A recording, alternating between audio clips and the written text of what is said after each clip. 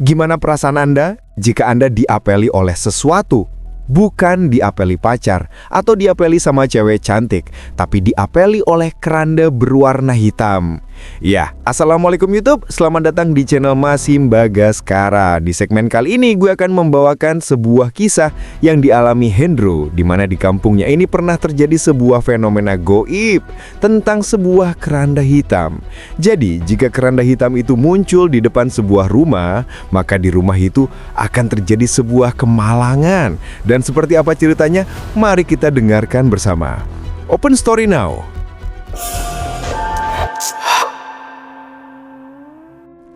Tahun 1996, di sebuah kampung kecil di pinggiran hutan, hidup berjalan tenang dan sederhana.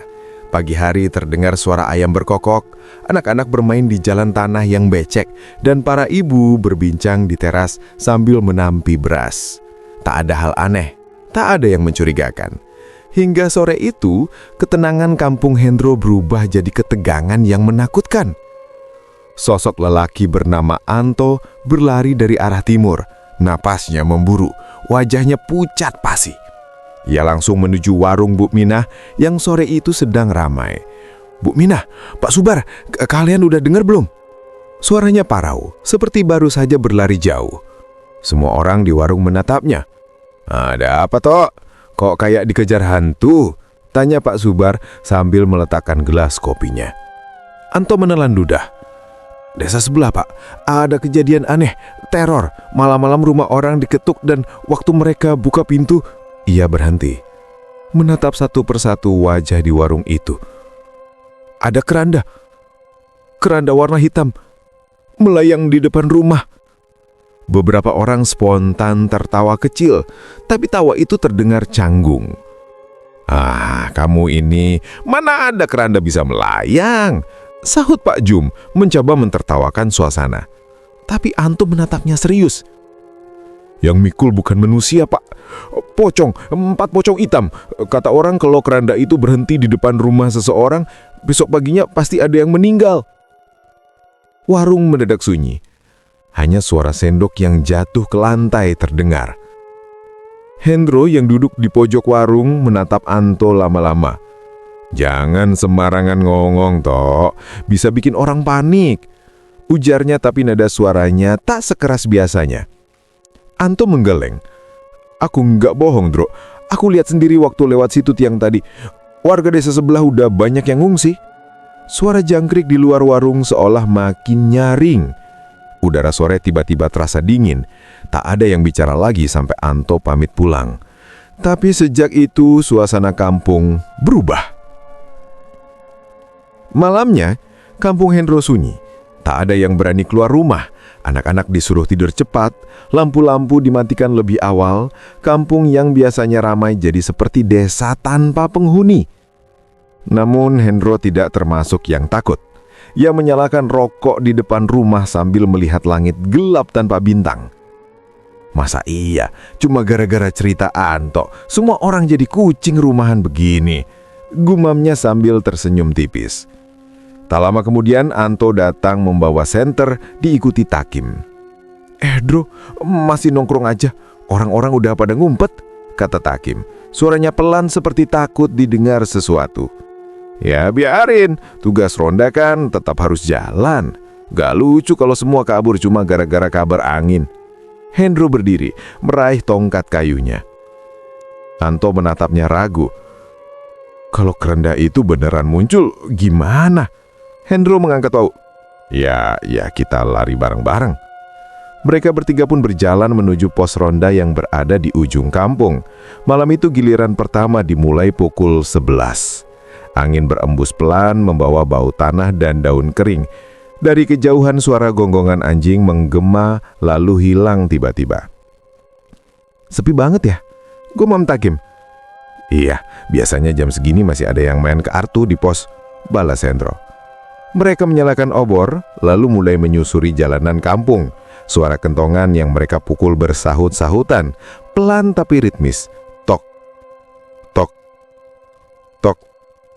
Hingga tiba-tiba angin kencang bertiup. Wush! Obor bergoyang hebat, nyaris padam. Bersamaan dengan itu, Aroma menyengat tercium. Bau busuk. Bau seperti bangkai hewan yang membusuk berhari-hari. Waduh, apaan nih? Taki menutup hidungnya dengan tangan.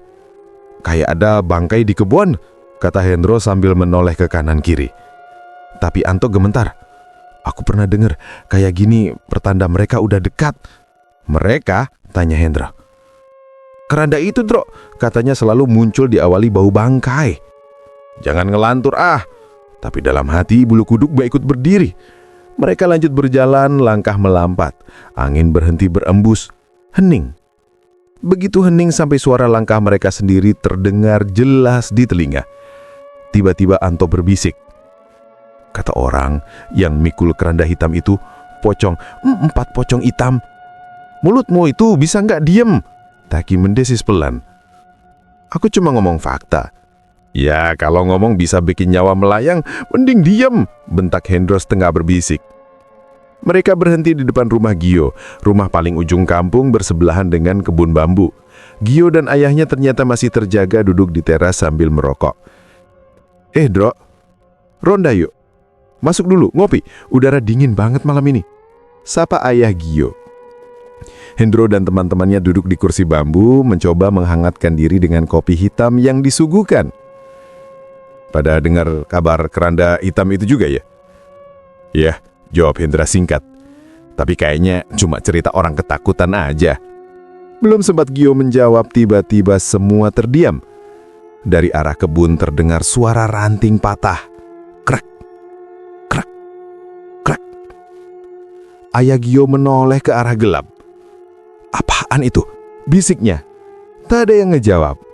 Lalu, di sela batang bambu muncul cahaya redup kehijauan. 1 bayangan, 2, 3, 4. Semakin lama semakin jelas 4 sosok pocong berwarna hitam berjalan perlahan. Tubuh mereka tidak menyentuh tanah, melayang. Di pundaknya, sebuah keranda hitam ikut terangkat, bergoyang pelan mengikuti langkah mereka. Ya Allah, Anto menepuk mulutnya, suara tercekak di tenggorokan. Jangan banyak gerak, bisik Hendro. Mereka semua terpaku menatap pemandangan itu dari teras Gio. Keempat pocong itu berhenti di depan rumah Pak Dikin, tetangga sebelah Gio. Tanpa mengetuk, mereka menembus pintu rumah. Beberapa detik, hening. Lalu pintu itu perlahan terbuka sendiri. Kriet. Keranda itu keluar lagi, tapi kini ada tubuh di dalamnya. Cahaya lampu minyak dari teras Gio mengenai wajah si mayat. Semua terperangah. Itu Pak Dikin. Anto jatuh terduduk, menangis ketakutan. Mereka beneran datang. Ya Allah, mereka datang. Tubuh Hendro membeku, napasnya tertahan di dada. Pocong-pocong itu membawa keranda menjauh ke arah kebun, melayang pelan, lalu menghilang di balik pepohonan gelap. Beberapa menit setelah mereka menghilang, tubuh Hendro baru bisa digerakkan. Ia menatap Anto dan Takim, wajahnya sama pucatnya. Balik ke pos, sekarang. Mereka berjalan cepat, bahkan nyaris berlari. Ketika pos ronda terlihat di ujung jalan, Hendro mempercepat langkah, sampai akhirnya ia tersandung batu dan terjatuh. Sandalnya terlepas, tapi ia tak peduli. Mereka terus lari sampai tiba di pos. Pak Subar, Pak Jum, dan Pak Eman yang berjaga malam itu menatap heran. Kenapa? Kenapa? Kayak dikejar hantu aja, seru Pak Eman. Hendro masih ngos-ngosan. Keranda, Pak. Keranda hitam. 4 pocong, katanya terbata-bata. Takim menimpali. Kami lihat sendiri di rumah Pak Dikin. Suasana di pos mendadak hening. Pak Jum hanya bisa menarik napas panjang, lalu menyodorkan rokok ke Hendro. Tenangin dulu, nak. Jangan langsung cerita ke orang-orang. Nanti warga panik. Mereka bertiga hanya mengangguk. Tapi wajah mereka tetap pucat. Mata tak berkedip memandangi jalan yang tadi mereka lewati. Jam 2 dini hari, giliran ronda kedua dimulai. Pak Subar, Pak Jum, dan Pak Man berangkat menyusuri kampung, sementara Hendro, Anto, dan Taki merebahan di pos ronda mencoba menenangkan diri. Namun belum setengah jam berlalu, suara langkah tergesa-gesa terdengar mendekat. Ketiganya kembali. Wajah mereka keringatan, napas tersengal. "Kenapa, Pak?" tanya Hendro cepat. Pak Subar menjawab dengan suara gemetar. "Kami lihat keranda itu lagi di depan rumah Bayu. Dan 4 pocong itu lewat di depan kami." Tak ada yang berbicara setelah itu. Mereka hanya duduk diam sampai azan subuh terdengar dari surau. Keesokan paginya kabar duka menyebar. Pak Dikin ditemukan meninggal dunia di tempat tidurnya. Tak ada tanda-tanda sakit sebelumnya. Dan Mbah Iyu, yang rumahnya semalam dikunjungi keranda hitam, jatuh pingsan dan tak sadarkan diri. Warga geger. Kampung yang biasanya riuh, kini seperti ditelan ketakutan. Tak ada anak bermain, tak ada suara tawa. Semua orang menutup pintu rapat-rapat sebelum maghrib. Hendro berdiri di depan rumah memandangi langit sore yang berwarna jingga. Ia menghela napas panjang. "Jadi bener toh," katanya pelan. Anto yang berdiri di sampingnya menunduk. "Aku udah bilang kan, kalau keranda itu berhenti di depan rumah seseorang, ya Pak, pasti ada yang meninggal." Hendro menatap jalan sepi di depan mereka. Hanya suara daun kering bergesekan di terpa angin yang terdengar. Dan entah kenapa, di kejauhan ia merasa seperti melihat sesuatu yang melintas cepat di antara bayangan pohon. Malam belum datang, tapi hawa dingin itu sudah terasa. Sejak hari itu, nama keranda hitam mulai disebut dengan berbisik-bisik di antara warga. Tak ada yang tahu dari mana asalnya atau mengapa ia datang. Tapi semua tahu satu hal. Jika keranda itu berhenti di depan rumahmu, maka esoknya kematian akan singgah. Malam pertama setelah kemunculan keranda hitam menjadi buah bibir di seluruh kampung. Pagi itu, kabar kematian Pak Dikin menyebar lebih cepat dari angin. Tak ada luka, tak ada tanda-tanda sakit, tapi ia terbujur kaku di tempat tidurnya. Warga berbondong-bondong datang ke rumah duka, namun tak satu pun berani membicarakan apa yang sebenarnya terjadi. Hanya bisikan-bisikan pelan terdengar di antara tangisan keluarga. Katanya semalam ada yang lihat keranda hitam di depan rumahnya. Iya, sama pocong 4 biji katanya. Hendro mendengar semua bisikan itu dari kejauhan. Ia berdiri di pinggir jalan, menatap rumah Pak Dikin dengan perasaan yang sulit dijelaskan. Di satu sisi ia masih tidak percaya, tapi di sisi lain gambaran 4 pocong hitam dan keranda yang melayang itu terus menghantui pikirannya. Anto menghampirinya, wajahnya tampak letih. "Aku nggak bisa tidur, Droh. Tiap merem, yang kebayang cuma mata-mata putih itu." Hendro menatapnya sekilas. "Aku juga, tapi kita nggak boleh panik. Bisa jadi semua itu cuma halusinasi." "Halusinasi?" Anto menengus. "Lo pikir aku ngelawak waktu nangis malam?" "Ya bukan gitu toh. Aku cuma..." Hendro terdiam, melihat ke arah langit yang mulai gelap. "Kita tunggu aja malam nanti. Kalau memang benar, pasti muncul lagi." Anto menatapnya tajam. "Lo serius mau ronda lagi?" Hendro menangguk. "Iya, kalau kita lari, siapa yang bakal tahu apa yang sebenarnya terjadi?" Hari bergulir lambat. Matahari seolah enggan tenggelam. Menjelang maghrib, suasana kampung benar-benar mencekam. Tak ada anak kecil yang bermain, tak ada ibu-ibu yang keluar ke sumur. Semua pintu rumah tertutup rapat. Sebagian bahkan dipalang kayu. Dari kejauhan, terdengar suara kentongan dipukul pelan tanda ronda akan dimulai. Tapi kali ini, hanya sedikit orang yang datang ke pos ronda.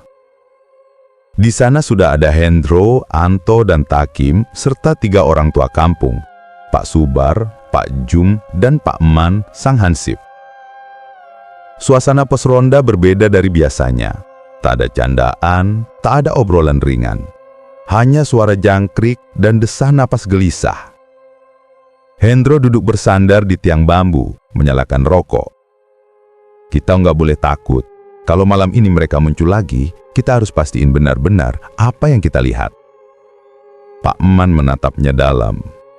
Anak muda, kadang yang nggak bisa dijelasin itu bukan buat dijelasin, mending jangan dicari.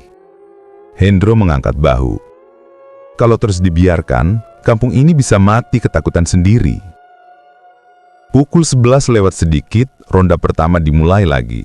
Kali ini giliran Pak Subar, Pak Jum, dan Pak Eman. Hendro, Anto, dan Taki menunggu di pos ronda. Tapi rasa tenang itu hanya bertahan sebentar. Sekitar pukul 1:30 dini hari, langkah tergesa-gesa terdengar dari arah utara. Ketiganya kembali, wajah pucat, keringat bercucuran. "Kenapa, Pak?" Hendro berdiri cepat. Pak Jum tak langsung jawab, napasnya tersengal. "Keranda itu muncul lagi," katanya akhirnya. "Di mana?" "Di depan rumah Bayu." Suara Pak Eman pelan tapi penuh tekanan. Mereka berhenti membeku. Anto menatap Hendro, wajahnya kembali memucat. "Bayu? Bukannya rumahnya cuma 2 gang dari sini?" "Iya," jawab Hendro tegang. "Kita harus lihat sendiri." Mereka berjalan pelan menyusuri gang sempit menuju rumah Bayu. Suasana kampung benar-benar sunyi. Tidak ada suara, bahkan anjing pun tak menggonggong malam itu. Ketika sudah dekat, Hendro memberi isyarat untuk berhenti. Dari balik pohon pisang, mereka melihat sebuah keranda hitam berdiri tegak di depan rumah Bayu. Keranda itu tidak disentuh siapa-siapa, tapi perlahan bergeser sendiri ke kanan, lalu ke kiri, seperti sedang menunggu sesuatu.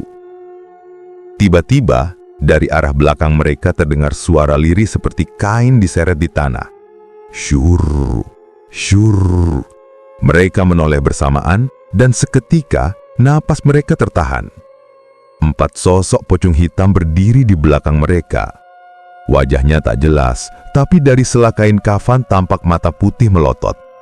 Tubuh mereka melayang perlahan melewati Hendro dan kawan-kawan menuju keranda. Begitu mendekati, keranda itu terangkat sendiri, seperti ada kekuatan tak kasat mata yang memikulnya. Suara lirih mengerikan terdengar, seperti napas seseorang yang berat dan tersenggal. Keranda itu lalu melayang perlahan ke depan pintu rumah Bayu. Tanpa ada yang mengetuk, pintu itu terbuka dengan sendirinya. Dari dalam terdengar suara wanita tua berdoa pelan, lalu berhenti mendadak. Keranda itu masuk, hening. Beberapa detik kemudian pintu terbuka lagi. Keranda keluar, dengan tubuh Bayu terbaring di dalamnya. Anto menjerit terhantam, menutup mulutnya dengan kedua tangan. Pak Subar mencoba melangkah mundur tapi tubuhnya seperti terpaku di tanah. Keranda itu bergerak melewati mereka, diikuti 4 pocong hitam yang tetap melayang, tak noleh sama sekali. Ketika keranda itu menghilang di tikungan, tubuh Hendro dan kawan-kawan lain baru bisa bergerak. Mereka langsung berlari kembali ke pos ronda tanpa berbicara sepatah kata pun. Keesokan paginya, suara tangisan menggema di ujung kampung. Bayu ditemukan meninggal dunia. Warga tak lagi menyangkal. Kini semua percaya bahwa cerita tentang keranda hitam bukan omong kosong. Kampung berubah total. Orang-orang menutup diri. Tak ada yang berani keluar rumah setelah maghrib. Bahkan suara azan Isya terdengar seperti gema dari dunia lain. Hendro duduk di beranda rumah menatap jalanan sepi. Rokok di tangannya sudah habis separuh, tapi ia bahkan tak sadar. Anto datang menghampiri, matanya sayu. "Droh, aku mau ngungsi ke rumah bibiku di kota. Aku nggak kuat." Hendro menatapnya. "Kamu yakin meninggalkan kampung?" Anto mengangguk. "Lebih baik pergi daripada nunggu giliran." Hendro terdiam. Dalam hatinya ia tahu, ketakutan itu sudah menular ke semua orang. Tapi entah kenapa, dirinya justru makin penasaran. Apa sebenarnya yang terjadi di kampung ini? Mengapa keranda itu datang? Hari demi hari berlalu, tapi malam-malam di kampung itu semakin menyeramkan. Setiap kali angin berhembus membawa bau busuk, warga langsung menutup jendela. Dan benar saja, setiap kali bau itu muncul, esoknya selalu ada yang meninggal. 7 malam berturut-turut, 7 nyawa melayang. Keranda hitam datang silih berganti, dan tak ada satu pun yang bisa menghentikannya. Anak-anak menangis ketakutan tiap kali lampu minyak padam. Para lelaki berhenti ronda. Kampung Henro berubah jadi kampung mati. Suatu malam, Henro terbangun karena mendengar suara kentongan berdentang 3 kali, tanda bahaya. Ia keluar rumah, melihat beberapa warga berlari menuju arah sawah. Di kejauhan, cahaya redup seperti obor melayang di udara. "Keranda itu lagi, di rumahnya Pak Darmo!" teriak seseorang. Tanpa pikir panjang, Henro ikut berlari. Tapi kali ini, ia tidak hanya takut, ia marah. Saat sampai di dekat sawah, ia melihatnya dengan jelas. 4 pocong hitam berdiri di jalan tanah, keranda melayang di tengah mereka. Di dalamnya, terlihat tubuh seseorang yang belum dikenali. Henro menggenggam batu dan melemparkannya. "Pergi kalian, pergi dari kampung ini!" teriaknya. Batu itu melayang tepat mengenai salah satu pocong, tapi menembus tubuhnya seperti asap.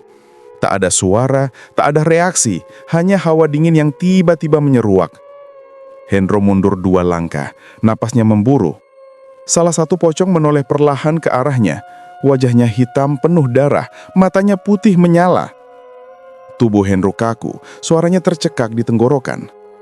Namun tiba-tiba, dari belakang terdengar suara keras, "Allahu Akbar! Allahu Akbar!" Itu suara Pak Man, sang hansip. Ia datang membawa obor dan bacaan ayat suci. Sekejap, sosok-sosok itu mundur perlahan, lalu hilang di telan kabut. Pak Man menepuk bahu Henro. "Kamu gila, nak, mau mati lawan mereka sendirian." Henro masih gemetar. Aku cuma nggak mau mereka terus datang, Pak." Pak Man menghela napas panjang. "Kalau ini bukan urusan manusia, jangan dilawan dengan tangan kosong." Pagi menjelang, udara kampung dipenuhi rasa cemas. Semua warga berkumpul di balai desa, membicarakan apa yang harus dilakukan. Akhirnya, diputuskan malam nanti mereka akan mengadakan doa bersama di surau dan berkeliling kampung dengan ayat suci. Henro duduk di sudut, diam, matanya merah, belum tidur semalaman. Ia masih bisa merasakan tatapan mata putih dari sosok pocong itu, seolah mengikuti kemanapun ia pergi. Anto menemuinya siang itu sebelum berangkat ke kota. "Lu hati-hati, Tro, aku takut malam ini mereka balik lagi." Henro mengangguk pelan. "Kalau mereka datang lagi, biar aku yang hadapi." Anto menatapnya lama. "Jangan bodoh, kadang keberanian bisa bunuh diri juga." Tapi Henro hanya senyum lemah. "Kalau bukan aku yang lawan, siapa lagi?" 7 malam berlalu, 7 nyawa melayang. Tapi bagi Henro, teror itu belum selesai. Karena malam ke-8, bau busuk itu tercium dari halawan rumahnya sendiri. Malam ke-8. Udara kampung terasa lebih berat dari biasanya. Angin seolah membawa sesuatu, aroma yang tajam, busuk, dan menyengat. Bagi Henro, bau itu bukan hal yang asing lagi. Bau yang sama ia cium sebelum Pak Dikin dan Bahyu meninggal. Ia sedang duduk di ruang tamu bersama ayahnya. Di luar, suara jangkrik pun seakan lenyap. Lampu minyak di meja bergoyang kecil diterpa angin yang masuk lewat celah jendela. "Bapak," ucap Henro pelan. "Menurut Bapak, apa mereka bakal datang lagi malam ini?" Ayahnya tidak langsung menjawab. Ia memutar tasbihnya di tangan, lalu berkata pelan, "Kalau mereka datang, berarti ada sesuatu yang belum selesai." Henro menghela napas, berusaha menenangkan diri. Tapi rasa cemas makin kuat. Tiap detik terasa seperti menit. Tiap suara kecil terasa seperti langkah yang mendekat. Sekitar pukul 2 dini hari, Henro merasakan hawa dingin menyentuh kulitnya. Rambut di tengkuknya berdiri. Ia menoleh ke jendela. Dan di sanalah ia melihatnya. 4 bayangan tinggi, berdiri tegak, di luar. Mereka tidak bergerak, hanya berdiri diam, menatap ke arah dalam. Henro tertegun. Ia ingin memanggil ayahnya, tapi suaranya tercekak. Perlahan, ia berjalan mendekat ke jendela. Langkahnya berat, tubuhnya seperti kehilangan tenaga. Tangannya gemetar saat meraih gorden. "Cuma angin, cuma bayangan," ia berbatin. Namun begitu gordennya tersibak, Kret! Tubuh Hendro langsung membeku. Di balik kaca berdiri 4 pocong hitam. Kain kafan mereka kotor, berlumur tanah dan darah kering. Wajah mereka hancur, mata putihnya melotot lurus ke arahnya. Salah satu dari mereka membuka mulut, tapi yang keluar bukan suara manusia, melainkan erangan panjang seperti angin dari liang kubur. Hendro ingin menjerit, tapi tak bisa. Tubuhnya kaku, dingin, dan seluruh badannya bergetar. Tiba-tiba, seseorang menepuk bahunya dari belakang. Dro, tubuh Hendro langsung terlepas dari kaku itu. Ia menoleh, ternyata ayahnya. "Bapak!" Suaranya lirih. Ayah Hendro menatap ke arah jendela dan langsung berdiri tegak. Wajahnya berubah serius, tapi tak ada rasa takut di matanya. Ia membuka pintu rumah dengan tegas. "Bapak mau ngapain?" seru Hendro panik. Ngadepin mereka. Angin malam langsung menyeruak ke dalam begitu pintu terbuka. Di teras, 4 pocong hitam berdiri sejajar, masih memikul keranda hitam. Kain kafan mereka melambai-lambai tertiup angin, tapi tak ada suara selain dengusan berat yang seram. Ayah Hendro melangkah maju, menggenggam tasbihnya erat-erat. Tak lama, dari kamar dalam, kata Hendro keluar. Lelaki tua itu berjalan perlahan tapi mantap. Di tangannya tergenggam tasbih panjang, mulutnya komat kamit melantunkan doa. "Biar aku yang mulai," ucap kakek. Suaranya serak tapi tegas. Ayah Hendro berdiri di sampingnya. Mereka berdua menghadapi 4 sosok pocong yang kini semakin dekat. Dari keranda hitam terdengar bunyi berat, seperti nafas seseorang di dalam sana. "Astagfirullah," gumam Hendro pelan dari ambang pintu. 4 sosok itu berhenti di depan teras. Lalu salah satu dari mereka melangkah maju dan berdiri tepat di depan kakek Hendro. Dari lubang matanya keluar cairan merah pekat yang menetes ke tanah. Tapi kakek Hendro tidak mundur. Ia mengangkat tasbihnya tinggi, lalu melantunkan ayat suci dengan suara lantang. "A'udzubillahi minasyaitonirrajim. Bismillahirrahmanirrahim." Suara itu menggema di seluruh halaman. Pocong-pocong itu mulai gemetar. Keranda hitam yang mereka bawa bergetar hebat. Ayah Hendro ikut membaca doa, menatap lurus ke arah mereka tanpa gentar. Angin kencang berhembus tiba-tiba, membuat lampu minyak di dalam rumah padam seketika. Dalam kegelapan itu, terdengar suara jeritan panjang, parau, dan memilukan. 4 pocong itu melayang mundur perlahan, semakin jauh, semakin kabur, hingga akhirnya lenyap di telan gelap malam. Ketika adzan subuh terdengar, suasana kampung terasa aneh, sunyi, tapi juga ringan. Seolah-olah udara yang berat selama seminggu terakhir tiba-tiba lenyap. Hendro, yang semalaman tidak tidur, duduk di tangga rumahnya menatap matahari terbit. Ayahnya duduk di samping, sementara kakeknya masih berzikir pelan di dalam. "Bapak," kata Hendro pelan, "mereka udah pergi." "Entahlah," jawab ayahnya. Tapi malam ini, kampung ini diselamatkan. Hendro menarik nafas panjang. Untuk pertama kalinya, udara pagi terasa segar. Tapi di dalam dadanya masih ada sesuatu yang berat, rasa penasaran yang belum terjawab. Hari berganti minggu. Sejak malam itu, keranda hitam tak pernah muncul lagi. Kampung Hendro perlahan kembali hidup. Anak-anak mulai berlarian di jalan. Ibu-ibu kembali menjemur pakaian, dan suara kentongan ronda terdengar lagi setiap malam. Namun, meski suasana mulai normal, setiap kali malam turun, sebagian warga masih menyalakan dupa dan meletakkannya di depan rumah, sekedar berjaga-jaga. Hendro sendiri tak pernah benar-benar melupakan malam itu. Kadang ia masih bermimpi tentang 4 pocong yang menatapnya dari balik jendela. Suatu malam, saat ia duduk di pos ronda sendirian, datang Pak Man membawa 2 gelas kopi. "Masih kepikiran ya?" tanya Pak Man sambil duduk. Hendro tersenyum tipis. "Iya Pak, rasanya kayak belum selesai. Kenapa cuma kampung kita yang kena?" Pak Man menatap gelasnya lama. "Dulu, sebelum kamu lahir, Di desa sebelah pernah ada pemakaman besar-besaran. Ada 4 jenazah yang dikubur bareng karena nggak diketahui keluarganya. Warga bilang penguburannya nggak sesuai tata cara. Sejak itu setiap kali malam Jumat Kliwon, mereka mencari tempat untuk menjemput jiwa baru. Hendro merinding mendengarnya. Jadi, itu sebabnya mereka datang. Pak Man menatap ke arah sawah yang gelap. Entahlah nak, kadang roh yang tak tenang mencari cara untuk diingat. Tepat 40 hari setelah malam terakhir itu, warga kampung mengadakan doa bersama. Semua orang datang ke surau, berdoa agar kampung benar-benar bebas dari gangguan. Hendro ikut berdoa dengan khusyuk. Tapi ketika semua orang pulang, ia memilih tinggal sebentar. Ia duduk di tangga surau, menatap langit malam yang bertabur sintang. Angin berembus pelan, membawa aroma tanah basah. Tenang, damai. Tapi kemudian ada sesuatu. Sekilas bau bangkai samar tercium di udara.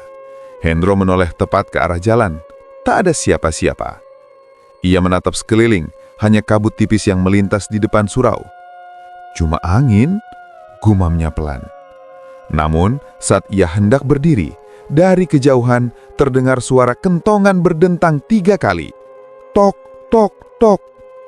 Suara yang sama, seperti malam pertama ketika semuanya dimulai. Hendro terpaku, tatapan matanya menajam ke arah ujung kampung. Di sana, di antara kabut putih yang melayang, tampak bayangan hitam panjang, seperti sesuatu yang sedang dipikul oleh 4 sosok tinggi. Keranda hitam memang telah hilang. Namun legenda itu tak pernah benar-benar mati. Karena setiap kali bau busuk datang bersama angin malam, warga kampung Hendro tahu bahwa keranda itu masih mencari rumah berikutnya.